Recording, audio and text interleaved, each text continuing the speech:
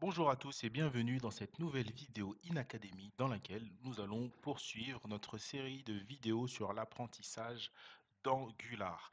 Donc, si vous avez suivi jusqu'ici donc la série de vidéos, vous avez commencé déjà à installer tout ce qui est nécessaire pour pouvoir utiliser Angular. On en est donc à la vidéo sur le data binding. Donc, c'est une notion qui est importante et avant de rentrer dans le vif du sujet, je vous invite à activer la cloche.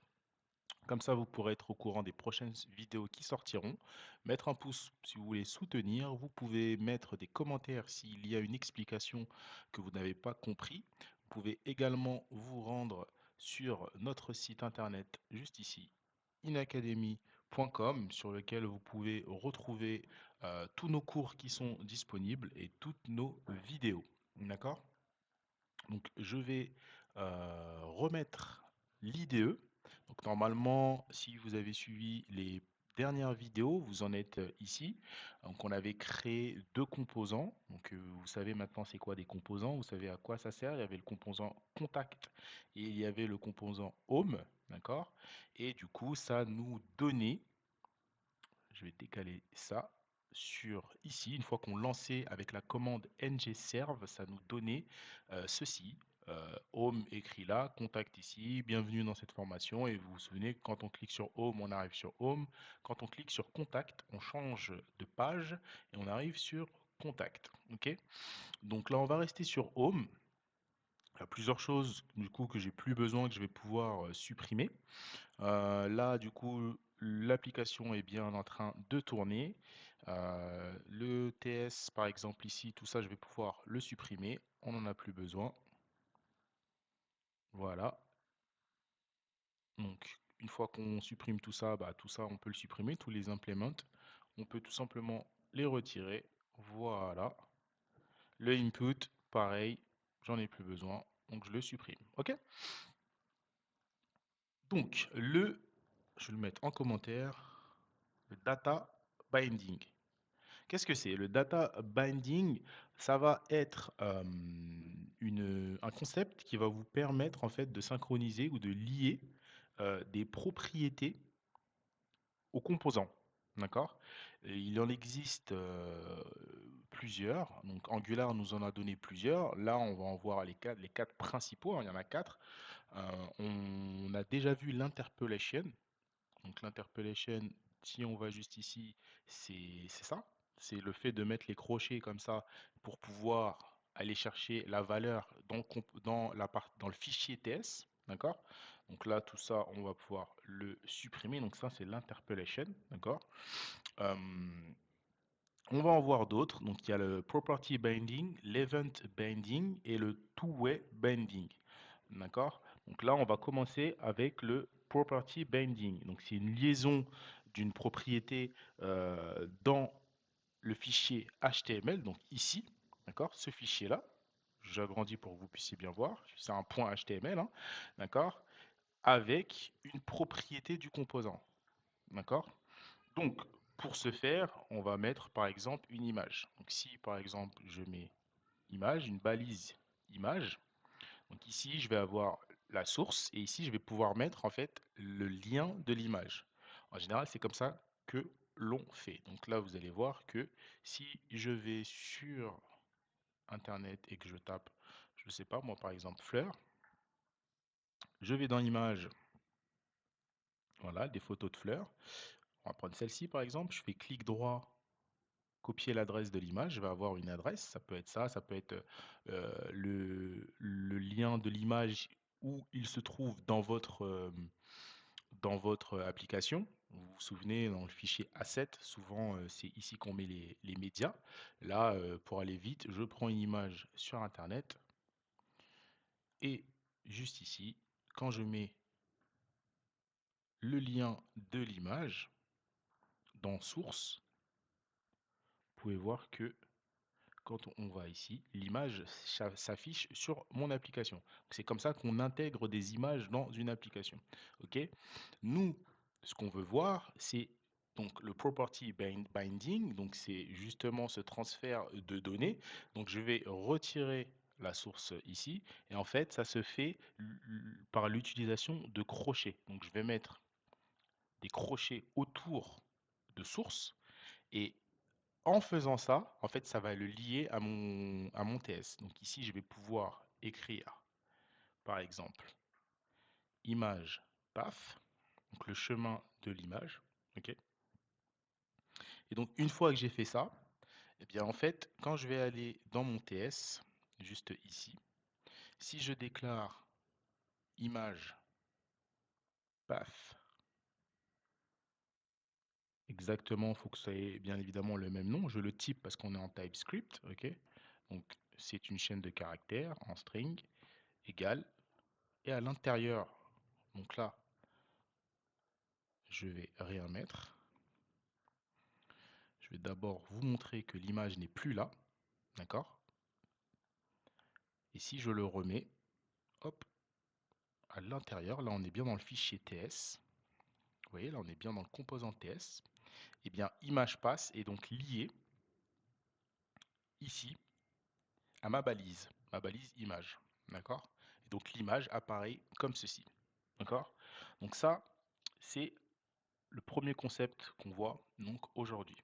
Le deuxième concept, ça va être l'event binding. Ça va être un événement qui va lier en fait la donnée et qui va permettre à la donnée d'apparaître. Donc je vais supprimer cette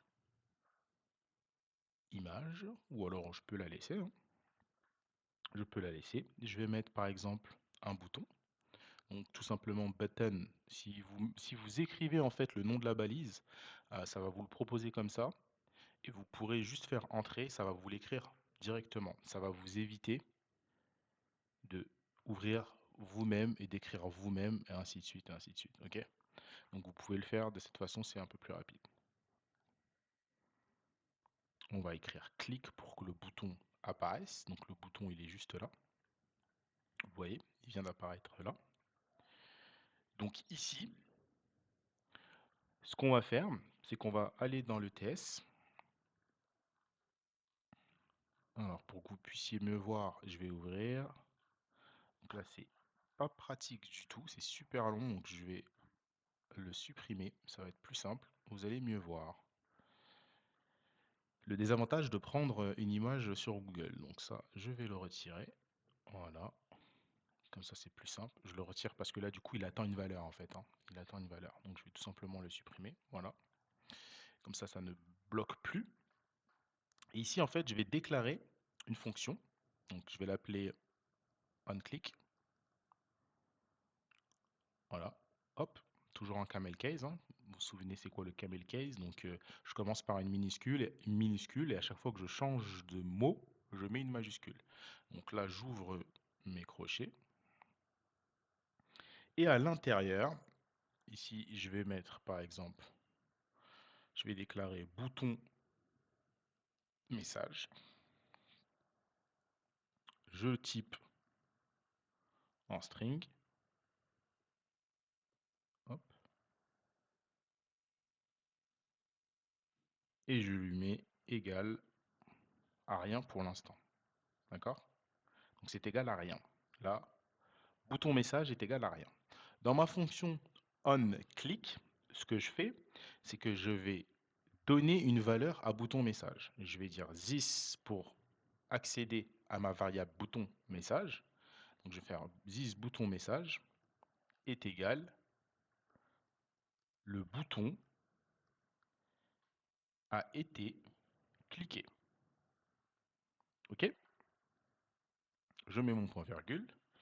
Et donc pour le lier, il va falloir que j'appelle cette méthode. Donc pour appeler une méthode dans mon élément, eh bien, je vais mettre une parenthèse, je vais écrire clic pour préciser que au clic, en fait, cette méthode doit se lancer. Donc là, on me demande quelle méthode doit se lancer, la méthode onClick. Donc dès que vous commencez à l'écrire, on va vous proposer les méthodes qui existent dans votre fichier TS. Donc moi, c'est la méthode onClick. Et pour appeler une méthode, il ne faut pas oublier les parenthèses. Ok?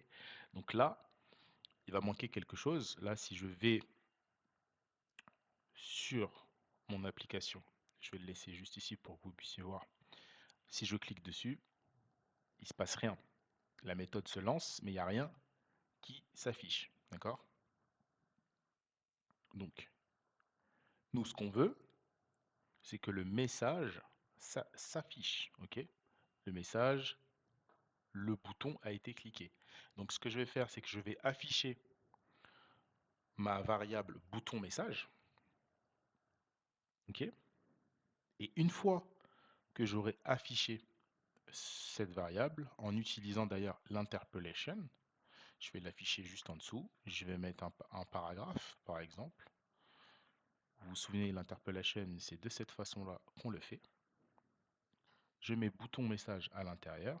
Hop, j'ai oublié le crochet fermant. Voilà.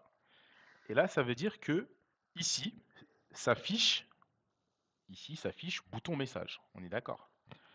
Regardez, je vais, pour bien que vous puissiez voir, je vais bien écrire bouton message. Là, vous allez voir qui ça s'affiche. Bouton message. Mais au clic, c'est cette valeur-là qui va être affichée. D'accord? Donc au clic, le bouton a été cliqué. Donc le changement se fait de cette façon. D'accord? Là, vous pouvez bien le voir. Quand on clique dessus, eh bien la valeur est bien passée. Et c'est ça euh, l'event binding. D'accord? Donc voilà. Le deuxième et le troisième, ou plutôt le quatrième, parce que l'interpellation, on l'a déjà vu.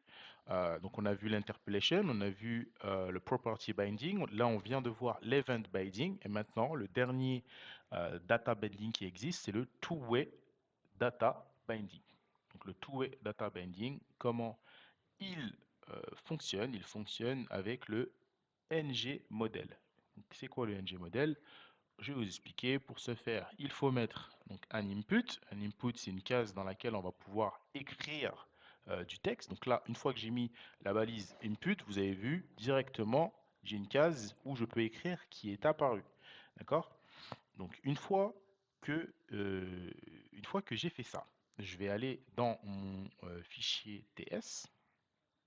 Là, je vais déclarer une autre variable. Je vais déclarer username, par exemple. Toujours en string. Voilà. Et je vais mettre est égal à rien. D'accord? Donc voilà, mon username est égal à rien. Une fois que j'ai fait ça, eh bien, je vais prendre ici, je vais remettre le ng modèle, enfin je vais le mettre d'ailleurs. Le ng modèle se met de cette façon. Crochet, parenthèse, à l'intérieur, on écrit ng modèle. Voilà. Est égal à username. Et de cette façon-là, je lis le input à la variable username. D'accord? Et pour que le ng model fonctionne, il faut que j'ajoute la dépendance forms module. OK? Donc l'import, il se fait ici. Il se fait plus dans app module parce qu'on est sur Angular 17. D'accord? On travaille en standalone, comme on l'avait vu. Donc une fois que j'ai fait ceci, encore une fois, il va falloir que j'affiche mon message de la même façon que là. Si je ne l'affiche pas, là, je vais passer une valeur à username, mais je ne lui dis pas où l'afficher. Vous comprenez? Donc, je vais faire de la même façon. Cette fois-ci, je vais utiliser H1. H1, c'est pour les titres, donc ça sera écrit en plus gros. Je vais utiliser encore une fois l'interpellation et je vais lui dire, par exemple, bonjour, deux points, username. Ça, c'est possible. OK? Quand vous savez que le bonjour, par exemple, ne va jamais changer, que c'est que l'username qui va changer, grâce au input, et bien là, en faisant ça, ça voudra dire que là, on est revenu, vous voyez là, il n'y a pas de slash quelque chose, il n'y a pas de path, donc on est revenu euh, à l'accueil. Donc si je retape si je clique sur Home, ça va me ramener sur Home. Donc là, j'ai bien mon bonjour. Et en fait, juste à la suite, c'est la valeur de l'input que j'ai donné. Donc si je mets un prénom, bonjour Julie, j'ai bien la valeur qui apparaît là où j'ai mis l'interpellation. D'accord? Bonjour, voilà. Et ainsi de suite, et ainsi de suite. Bonjour Fabrice. Et ainsi de suite, et ainsi de suite, et ainsi de suite. Donc voilà comment fonctionne le data binding sur Angular. Donc là au moins ça vous montre de vrais exemples concrets et vous vous rendez compte vraiment tout ce qu'on peut faire en fait. Tout ce qu'on peut faire, là vous voyez, on est encore sur bouton message, si je clique, ça change, ça change. Donc il y a énormément de choses et là on commence vraiment à mettre de l'interaction sur notre navigateur, sur notre page front et ça devient vraiment intéressant. Donc là on peut déjà faire pas mal de choses et s'amuser vraiment avec toutes ces nouvelles notions que vous êtes en train d'apprendre. Donc voilà pour le data binding. Je vous remercie d'avoir suivi notre vidéo. Je vous donne rendez-vous très rapidement pour de prochaines vidéos et je vous dis bonne fin de journée. À bientôt.